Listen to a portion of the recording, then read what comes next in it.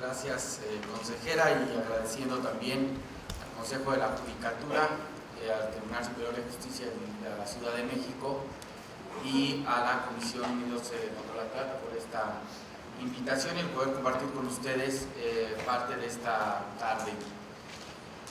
Dentro de los beneficios, como está enmarcada esta mesa que ha traído a las víctimas esta nueva ley en vinculación con el acceso a la justicia, es importante recordar que cuando un secuestrador, cuando un tratante, cuando un extorsionador, cuando un homicida se inicia un procedimiento penal en su contra, lo primero que alega es el debido proceso.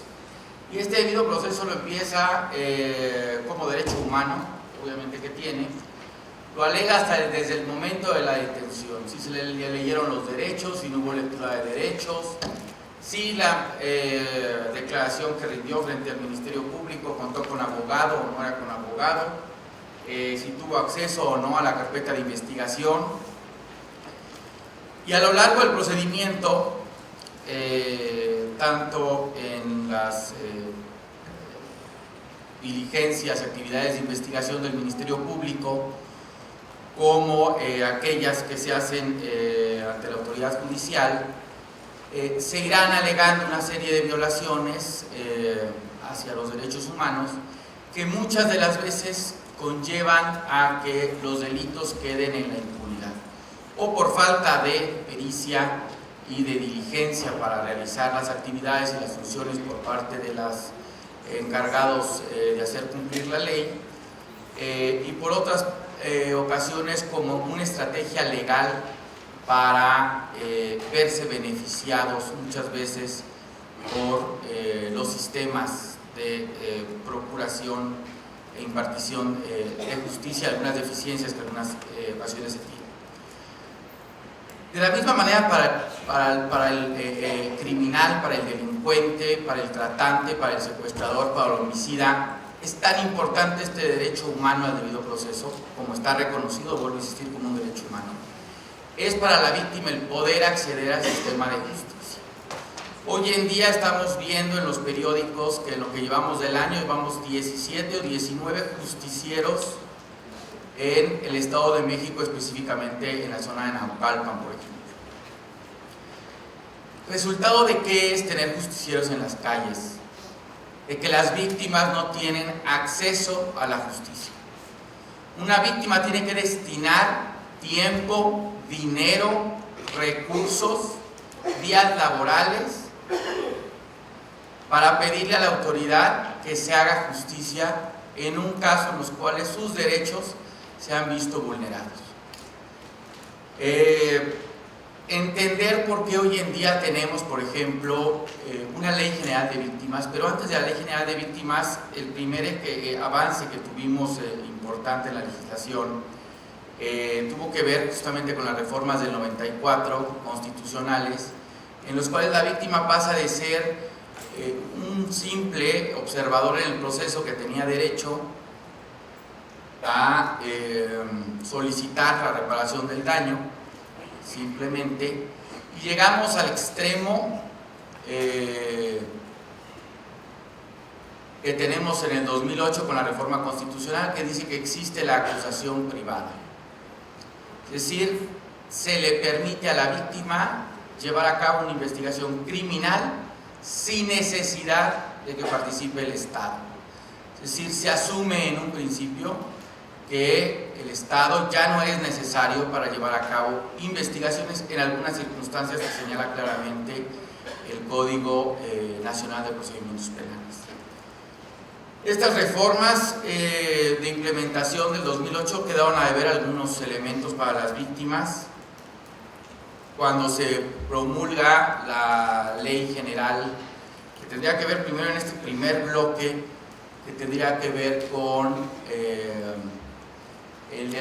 las competencias concurrentes en materia de derecho penal, que tenemos poca experiencia en México, y es importante hablar justamente de esta ley general de trata por las experiencias que nos ha dejado. La primera experiencia concurrente que tuvimos en derecho penal fue la reforma a la Ley General de Salud, últimos artículos, 400 y tantos, que tenía que ver con narcomenudeo. Y entonces se establecen los primeros delitos de narcomenudeo a nivel nacional, aplicables a todo el país. Se establecen reglas de competencia, específicamente, por ejemplo, para marihuana, menos de, me parece, 5 kilos es competencia del Estado, más de 5 kilos era competencia federal. Hoy en día esta competencia concurrente en materia penal me parece a mí que es un fracaso, porque no hay investigaciones por parte de las Procuradurías de los Estados, pero tampoco hay por parte de la Federación en materia de narcomenudeo. Es decir, tenemos puertas giratorias en materia de narcomenudeo, y quienes están detrás de la cárcel son justamente los fármacodependientes, y no aquellas personas para quienes se había diseñado esta reforma, que era justamente los dealers o los dealers a mediana escala. Después tuvimos la Ley General de Secuestro también, materia penal, derecho penal, derecho concurrente, competencia concurrente. Bueno, el secuestro, ayer se informa que sigue en aumento. No se ha tenido una disminución en los delitos de secuestro, desafortunadamente, desde la promulgación de la ley. Pero cuando llegamos a la Ley General de Trata de Personas, sí vemos algunos cambios que creo que son muy importantes. Lo primero tiene que ver en cómo se veía la víctima. La víctima tomó, primero en la Ley General de Secuestro, tomó un papel muy relevante en el proceso penal y en la investigación. Pero posteriormente, en la Ley General de Trata de Personas, como había señalado ampliamente la doctora Olemendi, se incluyen algunas perspectivas distintas que tenían que ver con los derechos humanos, tenían que ver con género, tenían que ver con vulnerabilidad, tenía que ver con pobreza, tenía que ver con capacidades para el desarrollo y disfrute de los derechos humanos, y en la forma en que todos nosotros ejercemos nuestros derechos humanos día a día. Y entonces integra dentro de esta ley general una serie de artículos que, a mi parecer, llegan a fortalecer la presencia de las víctimas. Primero, al verse frente al Ministerio Público o frente a los jueces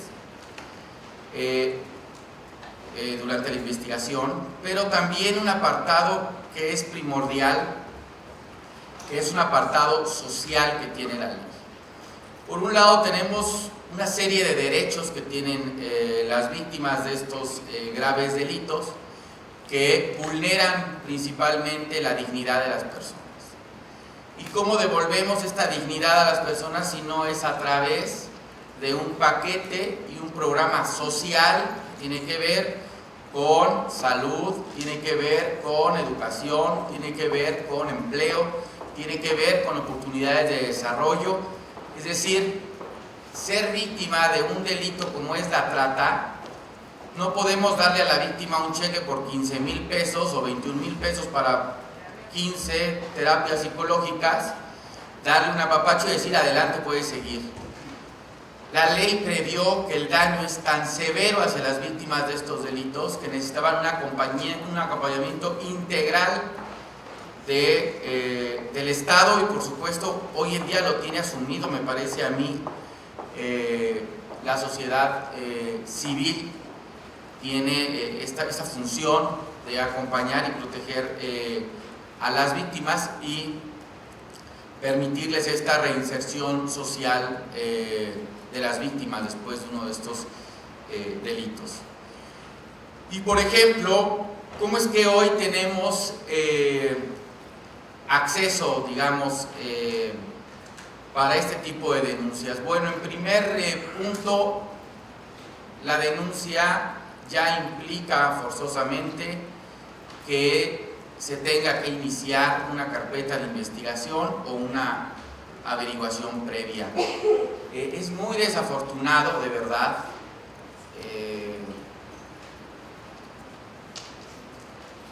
ver en las instituciones públicas cómo se levantan actas, por ejemplo, cuando hay delitos como son la explotación sexual, como son la esclavitud, los matrimonios forzados, el obligar a alguien para trabajar dentro de la delincuencia organizada.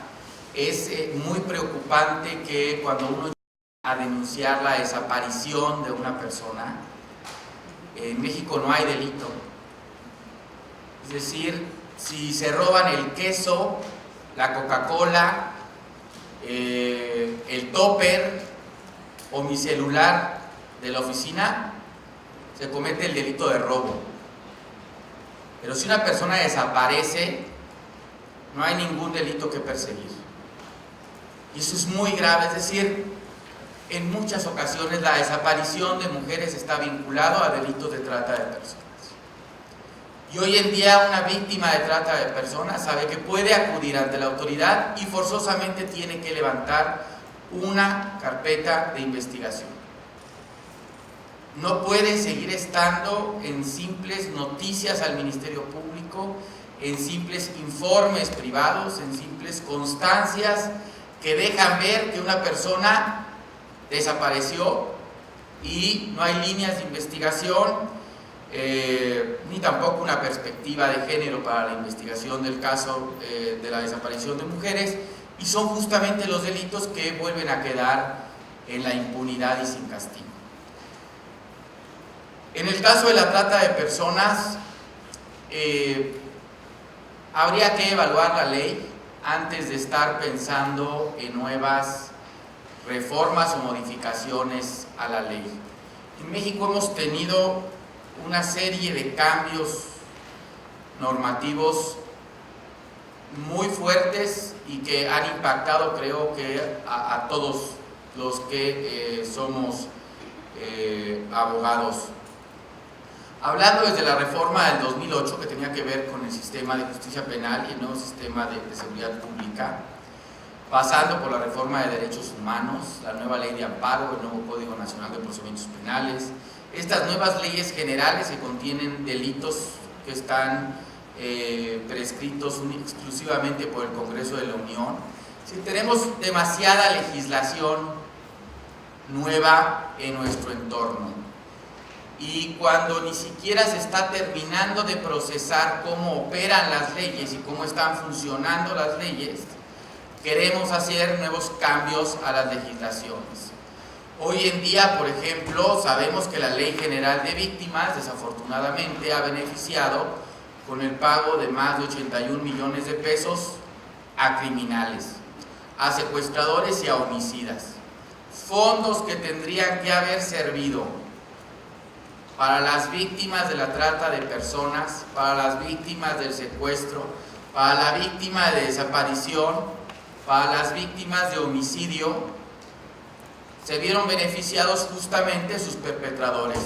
Los mismos secuestradores y los mismos homicidas hoy en día cobraron dinero al Estado por haber cometido el delito y bueno, de alguna manera les habían violentado los derechos humanos, pero vemos cómo una ley se pervierte y termina siendo utilizada en contra de las víctimas del delito. Esa ley fue diseñada, la Ley General de Víctimas, en el marco de una lucha que se estaba dando contra la delincuencia organizada para ayudar a las víctimas de esta lucha y lo que se llamaban estas víctimas colaterales de la delincuencia organizada.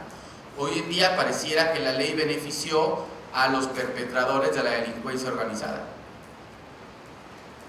Por eso la Ley General de Trata de Personas, más allá de ir diseñando nuevas reformas, por supuesto comparto ampliamente la propuesta de la doctora Olamendi en materia sin clientes no hay trata, por supuesto, es avanzar dentro de la ley, pero no llegar a incluir nuevos cambios a esta ley que ocasione nuevos obstáculos para los operadores de justicia. Es decir, en el DF, ahí me queda claro que son pocos los estados, incluidos la Ciudad de México, tanto el tribunal, de verdad es increíble el trabajo que han realizado, y la Procuraduría con el número de sentencias, pero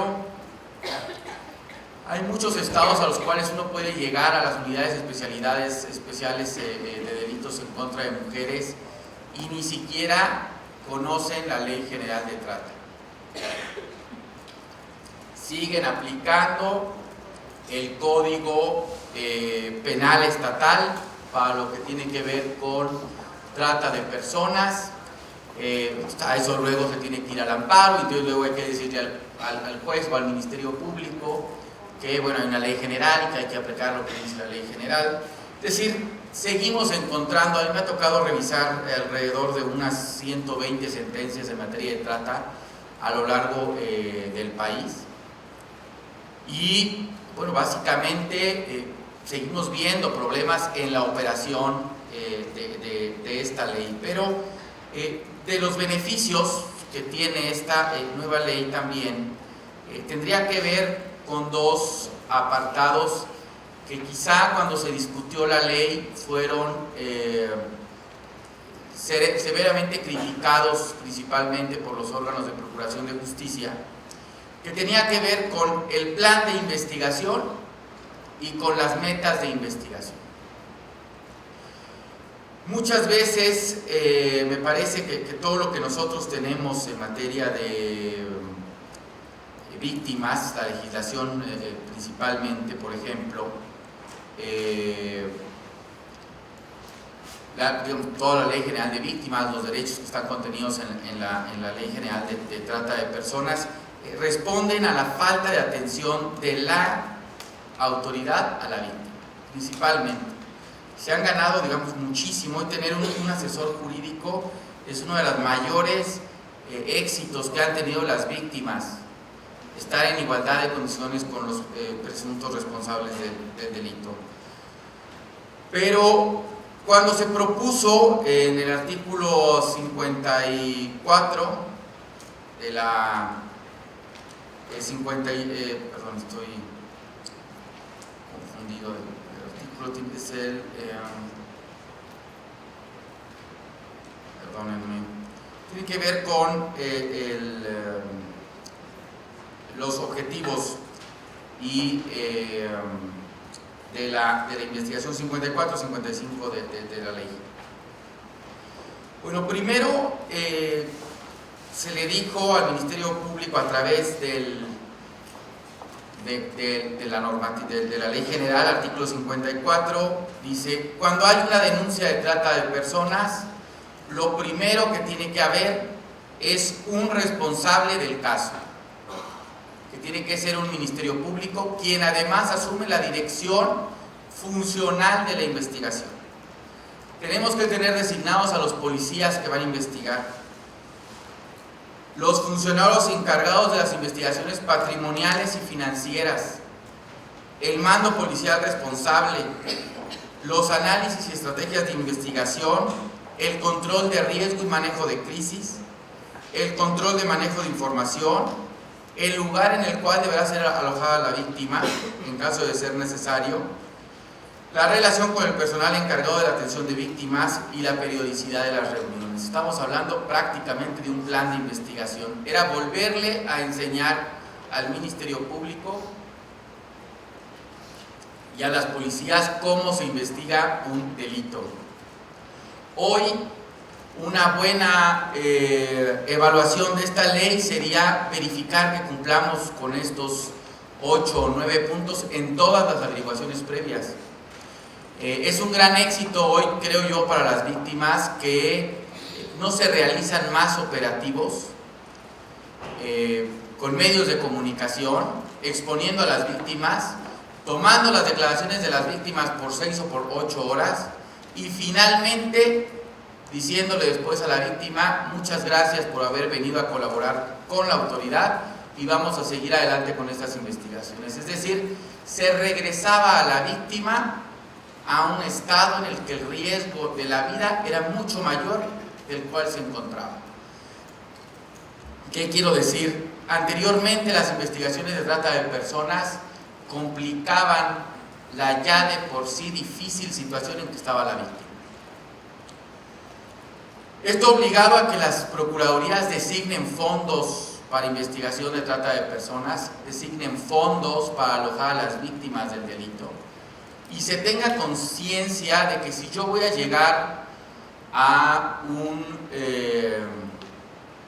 una granja y puedo encontrar a 80 o a 90 jornaleros que pueden estar en alguna característica o en alguna forma de explotación, bueno, pues tengo que prever que tengo que tener presupuesto al menos de 80 comidas y 3 veces al día, porque generalmente estamos acostumbrados a desayunar, a comer y a cenar.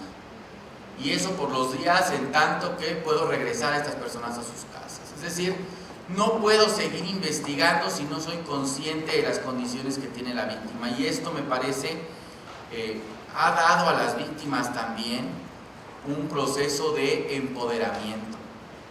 Saben hoy en día cuáles son sus derechos, saben que la autoridad tiene que cumplir con ciertos objetivos y con ciertas reglas, digamos, dentro de la metas, dentro de la investigación.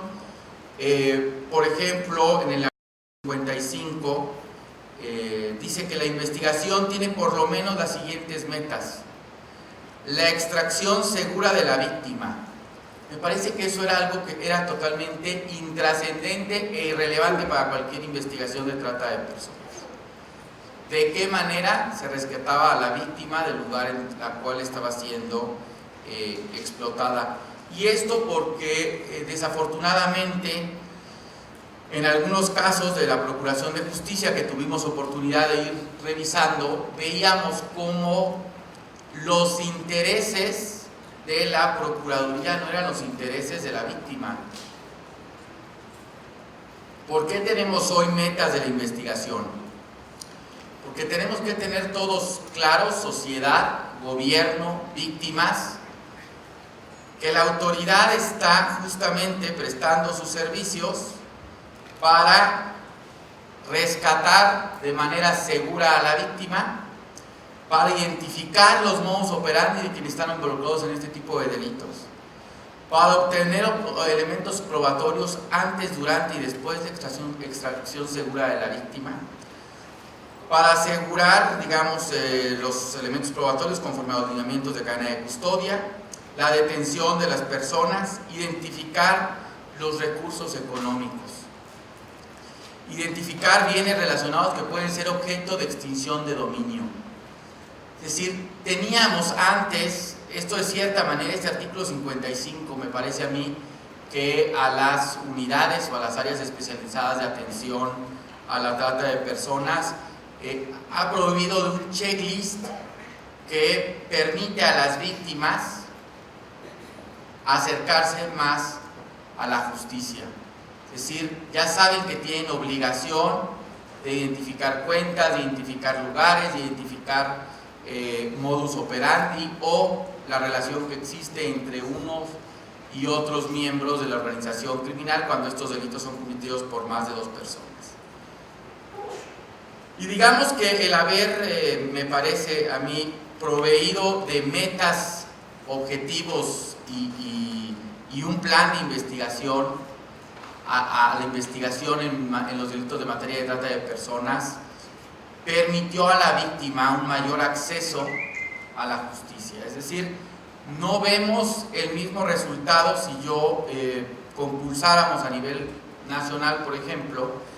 No es tan distinto el investigar, acusar y sentenciar a un hombre que ha cometido un feminicidio en nuestro país. Sin embargo, hoy vemos más sentencias en materia de trata de personas. Más sentencias que han justamente enviado un mensaje a la sociedad y a las víctimas de que los delitos se persiguen por un lado y por el otro que hay responsables de esta comisión de estos delitos. Sí, son delitos que ya no están quedando en la impunidad. Sin embargo, tenemos delitos como el feminicidio que siguen aún en la impunidad, y por eso es interesante llevar a cabo análisis de cómo es que se investiga y se juzga este tipo de delitos frente a los que están en la Ley General de Trata. Por último, para terminar, creo que la ley también ha aportado muchísimos elementos para la reparación del daño a las víctimas. Es una reparación del daño mucho más integral, una reparación mucho más humana, una reparación enfocada a reinsertar justamente a las víctimas dentro de la sociedad, pero desafortunadamente seguimos teniendo graves problemas, tanto para que la Comisión Ejecutiva, por ejemplo, de Víctimas,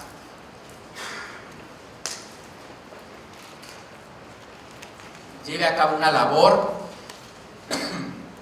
en la cual se repare a las víctimas los daños que han sufrido, como también por sentencias judiciales el hecho que se puedan establecer montos claros sobre este elemento. Me parece que desde la reforma de 1994, uno de los graves problemas que seguimos teniendo en nuestro país es justamente determinar el monto de la reparación del daño.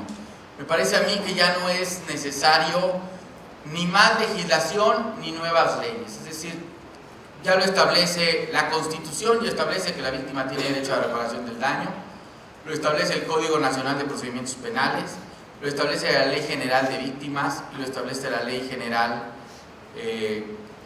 para prevenir y sancionar los delitos en materia de trata de personas. Al menos tenemos 4 ordenamientos que establecen obligaciones para reparar el daño a las víctimas. Más leyes, creo que ya es suficiente esa cantidad de leyes. Más artículos ya es suficiente. Ni más acuerdos, ni más decretos. Necesitamos que las autoridades se pongan las pilas y empiecen a determinar los montos de reparación del daño. La trata de personas va a seguir siendo un negocio para los delincuentes mientras no solo no les cueste la libertad, les tiene que costar económicamente y les tiene que costar con todo su patrimonio cuando dañan la dignidad de las personas, pero especialmente cuando truncan el futuro y el desarrollo de las niñas que justamente son el futuro de nuestra ciudad y de nuestro país. Muchas gracias. Escuchamos en una forma muy acertada toda la experiencia que usted tiene en este tema y cómo podemos abordarlo en relación a lo que nos convoca el día de hoy en esta mesa. Quisiera retomar unas de sus palabras solamente para reiterar lo que todas y todos sabemos de las reformas del año 2011. Tenemos ahora en el artículo 1 constitucional la obligación de promover, proteger, respetar y garantizar los derechos humanos. Pero en este tipo de delitos no solamente estamos hablando de un derecho humano, estamos hablando de un cúmulo de derechos humanos. ¿Y por qué quise retomarlo desde esta perspectiva? Usted comentaba al inicio que hablamos de un debido proceso, que efectivamente se va a llevar a cabo con todas y cada una de las formalidades de la ley. Pero ¿qué pasa con todos aquellos derechos humanos en el caso de la víctima de trata? ¿Qué pasa con su dignidad? ¿Qué pasa con lo que escuchamos en la mesa anterior de ese derecho a decidir libremente disfrutar de su sexualidad? Y voy a retomar también que estamos en una sociedad patriarcal en donde nos enseñan que las mujeres solamente tenemos el deber de estar en casa, el deber de hacer sentir bien a alguien, pero no tenemos el derecho de disfrutar. ¿Y por qué lo quise retomar en este momento? Por ese cúmulo de derechos que usted nos comentaba y nos explicaba. Vivir con dignidad es un derecho fundamental, es un derecho humano. ¿Y quién lo ha establecido en forma independiente a nuestra Constitución? Todos y cada uno de los tratados internacionales. Pero déjenme comentarles que no solamente se aborda desde esa perspectiva. Todo lo que pasa en estas víctimas forma parte de una violación y que debemos de considerar como una violencia de género. ¿Y qué pasa con esa violencia de género? Si retomamos lo que se ha escuchado en el transcurso de esta mañana, tenemos la Convención de la CEDAW, tenemos la Convención Belén do Pará, ¿y qué nos dicen? Que es la obligación del Estado evitar esos actos de violencia. Y tenemos una recomendación que es la 19 de la CEDAW. Cuando tú tienes conocimiento como parte de autoridad del Estado de una violación a un derecho humano y más en casos de violencia sexual, tienes la obligación de actuar con la debida diligencia. ¿Y lo hacemos? Como nos comenta el licenciado, legislaciones, tenemos un mundo de legislaciones, ¿y las aplicamos? Y haremos aquí también la pregunta, ¿y las conocemos? Porque recuerdan que él nos decía que ha tocado verificar en algunos estados que no tienen conocimiento de esta ley general. ¿Y qué es a lo que quiero llegar? Y que comparto aquí la opinión de nuestro invitado. No se trata de legislar por legislar. Se trata de que las legislaciones que tenemos sean de verdad utilizadas para el fin que se crearon y que cada una de las personas que intervienen para lograr lo que es la paz social cumplamos con la responsabilidad que nos encomienda el Estado, que implica trabajar como debemos de trabajar, como usted lo dijo en sus palabras, ponernos las pilas. Y no se trata de ponernos las pilas solamente quienes estamos en lo que son los órganos impartidores de justicia, sino es poner las pilas todas y todos los que vivimos en este país. Voy a diferir un poco en el comentario de nuestro ponente. Yo no me voy a referir a esas mujeres o a esas niñas que son el futuro de nuestro país. Son el presente. Y a quien tenemos que cuidar es esas niñas que están viviendo, o esas mujeres, un futuro que no va a ser grato. ¿Por qué? Por lo que están teniendo en el presente. Tenemos que ayudarlas a vivir con dignidad. Y reitero, depende de todas y cada una de las personas que compartimos esta sociedad. Gracias por su exposición. Vamos a pasar a lo que son las preguntas y respuestas. Tenemos muchas preguntas. Si alguien más tiene alguna que nos haga llegar, este es el momento oportuno. María Luisa Robles le pregunta que si existe una reparación material a las víctimas. Bueno, sobre reparación del daño tenemos básicamente, digamos, entre lo que está señalado en la Ley General de Trata de Personas y la Ley General de Víctimas, dividido en 4 apartados. ¿Cómo llegamos a determinar de estos 4? Digamos, sabemos que son algunos de ellos es no repetición, algunos cesar la violación de derechos. Pero tenemos dos apartados más que tienen que ver justamente con reparaciones del daño, donde hay que pagarle a la víctima justamente por los daños que sufrió. El problema es que no sabemos determinar los montos, es decir, la experiencia es muy poca, tiene más experiencia y eso es lamentable. La Comisión Ejecutiva de Víctimas tiene más experiencia determinando el daño a una persona que lo torturaron y decir que se le paga 1.250.000 pesos que decir cuál es el daño de una niña de 13 años que fue sometida a explotación sexual durante 14 meses, por ejemplo. No sabemos, porque entonces no podemos determinar cuánto cuesta esa reinserción, el volverle a dar las oportunidades, lo que tiene que ver con la educación, tiene que ver con la alimentación, alojamiento, vivienda, reinserción, es decir, son muchos factores. A mí me parece que un pago, por ejemplo, de 1.200.000 para una víctima, me parece poco dinero para una víctima de trata de personas. Sí le va a alcanzar justamente para iniciar un proceso de empoderamiento y de reinserción, pero no es sinónimo de que cubra todas sus necesidades.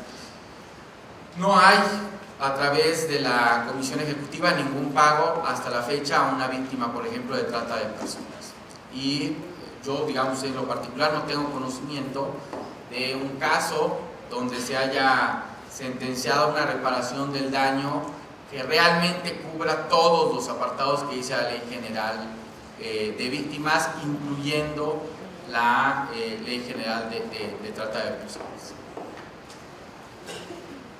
La siguiente pregunta la formula el licenciado César Augusto Benumea y es la siguiente: ¿existe un protocolo especial para la investigación para los delitos de trata de personas? Hay intentos de protocolos. A raíz de que se generó la Ley General de Trata, los protocolos en materia de investigación para la trata de personas tienen que ser aprobados por el Sistema Nacional de Seguridad Pública, específicamente por la Conferencia Nacional de Procuradores de Justicia. La Secretaría de Seguridad Pública también puede hacer lo propio, digamos, la conferencia, por lo que tiene que ver con la investigación, pero la realidad es que al menos yo he tenido oportunidad de revisar 2 elaborados por la autoridad federal y dejan mucho que desear. Es decir, si la Ley General de Trata ha sido, y los legisladores y las legisladoras fueron tan enfáticos en decir, está el delito de esclavitud, está el delito de servidumbre, está el delito de explotación sexual, el delito de trabajo forzado, es decir, va diferenciando por cada uno de las víctimas y de las fórmulas de explotación, tanto la PGR como la Secretaría de Seguridad Pública, perdón, la Comisión Nacional más bien de Seguridad, publicaron cada uno de manera interna, hicieron unos protocolos, entonces decían cómo investigar la trata, pero pues, al final la observación más importante era decirle, entiende que la trata se expresa de muchas formas, entonces yo no puedo usar un protocolo para investigación de la trata de personas, de explotación sexual, para irme a granjas a ver si hay explotación laboral o trabajo forzado, es decir, son delitos completamente diferentes. Entonces no hay, desafortunadamente, hay protocolos internacionales, sí, hay guías de investigación que son públicas, pero México hasta hoy no hemos desafortunadamente publicado un protocolo federal, nacional más bien. Si me permite, solamente comentarles que la Suprema Corte de Justicia de la Nación tiene varios protocolos y hay uno en especial que refiere a juzgar con perspectiva de género. Y pues si sirve en alguna cuestión esta manifestación, pues lo pongo a consideración de ustedes por si les sirve más adelante en su trabajo. Tengo varias preguntas que van encaminadas a lo que corresponde a la reparación de las víctimas. Ricardo Pichardo señala que de qué manera se involucra el Estado en la reparación de las víctimas. Francisco José Gil, ¿quién repara a las víctimas si es que existe reparación? Y va tomada de la mano con la primera pregunta que ya se le había formulado. Vean, la preocupación de la reparación del daño tiene que ser porque la trata de personas es uno de los delitos que más beneficios económicos deja a la delincuencia organizada y a sus perpetradores. ¿Por qué no se le puede quitar todo ese dinero a los delincuentes? Todos esos domicilios, esos bienes muebles, inmuebles, los beneficios, los prestanombres, ¿por qué no se le puede quitar este dinero y entregárselos a las víctimas para una reparación integral del daño? La preocupación central es, por un lado, es una actividad que tendría que estar haciendo todas las procuradurías. Las unidades de inteligencia financiera también tendrían que estar participando en esta identificación de activos y por supuesto las áreas federales que tienen que ver con lavado de dinero. Y bueno, dar este dinero para la reparación a las víctimas. Como se presumía de cierta manera, vamos a decirlo así, por parte de los legisladores, que no se iba a tener el éxito esperado en la identificación de activos por parte de los delincuentes, se le otorgó a la Comisión Ejecutiva de Víctimas 1,000 millones de pesos para repararle a las víctimas el delito. Es decir, mientras que un delincuente, un homicida, requiere exclusivamente de una recomendación de una Comisión de Derechos Humanos, la Comisión Ejecutiva de Víctimas le paga a este homicida 1,5 millones de pesos por haber sido torturado. Pero a la víctima de trata de personas se tiene que aventar la investigación, el proceso penal, el amparo, la revisión, apelación, queja, etcétera, etcétera, etcétera. 6, 8 años para demostrar que el sujeto es responsable del delito. Y esa es una manera de interpretar la ley. El juicio sirve para juzgar si el sujeto es responsable de la comisión del delito. No sirve para demostrar si la víctima fue víctima del delito o no.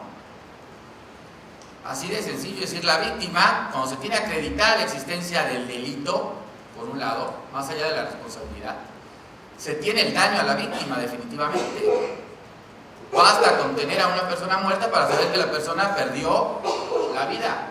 Basta tener una víctima de trata de personas para entender que la víctima ha sido vulnerada en su dignidad, en sus derechos humanos.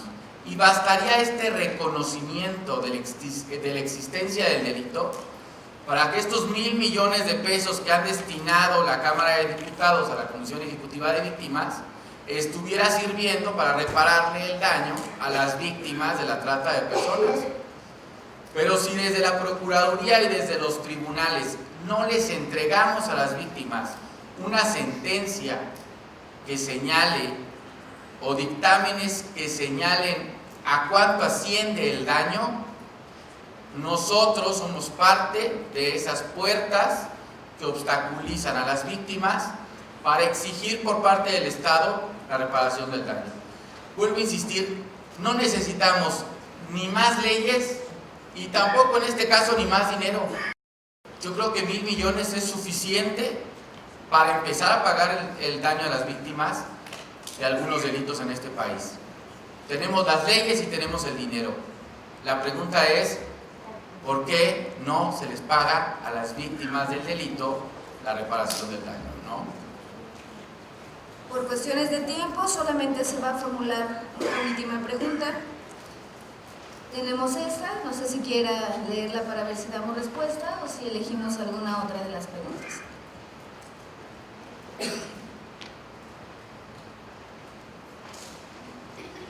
Bien, sobre los pronunciamientos que se han tenido, me señalan acá, del Departamento de Estado de Estados Unidos para reformar la Ley General de Trata de Personas. Primero nos debe de preocupar lo que dice el Comité de Derechos Humanos de Naciones Unidas y lo que dice el Comité de la CEDAW de Naciones Unidas. La doctora Olamendi había expuesto en su informe de hace 4 años del examen que se hizo a México, dice hay que fortalecer la aplicación de la ley. Como país, y siendo una ley general, México ocupa el primer lugar en América Latina con mayor número de sentencias en materia de trata de personas, es decir, muestra efectividad la aplicación de la ley. Las reformas que se pretenden incluir tienen intereses diversos, desde el hecho de cambiar el tipo penal y a ver de esa manera si se benefician cuántos delincuentes que están hoy en día en la cárcel, muchísimos tratantes que han sido sentenciados y que hoy son criminales que están purgando una sentencia sin beneficios en la cárcel. Y estos son elementos que quizá no se han llegado a valorar de la Ley General de Trata de Personas y de la Ley General de Secuestro. Son las dos únicas leyes y delitos en el país que cuando la persona comete el delito y es sentenciada, no tiene ningún beneficio de ley. Es decir, si le dieron 15 años son de cárcel. No hay sustitución, no hay 2 por 1, no hay buen comportamiento, no hay cartas de recomendación, ni hay nada. 15 años en la cárcel por haber cometido el delito. Y esto les preocupa a los secuestradores, les preocupa obviamente a los tratantes,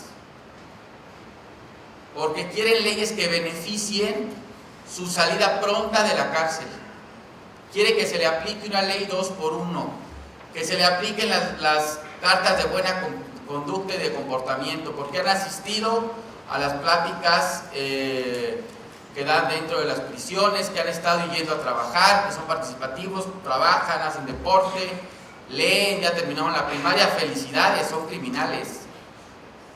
Lo hubieran pensado, hubieran terminado su primaria antes de cometer un delito de estos y pasar en la cárcel 15 años sin posibilidad de tener un beneficio.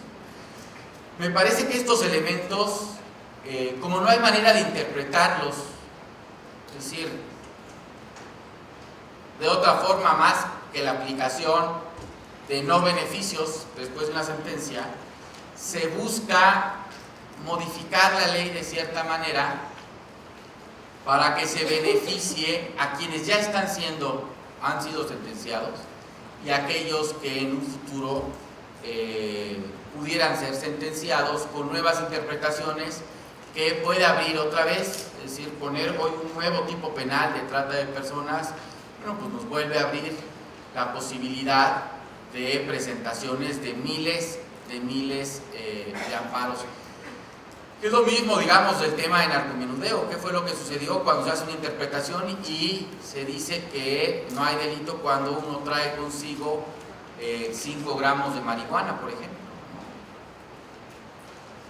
Pues de manera automática los amparos empiezan a salir, sea el mayor narcotraficante o sea un simple consumidor. Es decir, el delincuente y el criminal que esté en la cárcel va a hacer todo lo posible por salir de ahí, como la víctima y la autoridad tienen que hacer todo lo posible por procurar e impartir justicia y no promover la impunidad. El señor, si le pusiéramos una escalera, se sale. Y nos preguntaría si es más sencillo, la escalera o el amparo. La verdad, pues igual para las víctimas. Hoy en día esta ley protege sus derechos y las protege de este tipo de conductas, y la mejor muestra es la cantidad de sentencias que se están dando y la cantidad de investigaciones que se están teniendo. Me parece que hoy el siguiente paso, la evaluación que tiene que ser, es cómo reparamos a las víctimas del daño y cómo quitamos a estas organizaciones y a estos criminales los recursos que han obtenido a través del delito. Muchas gracias. Muchas gracias.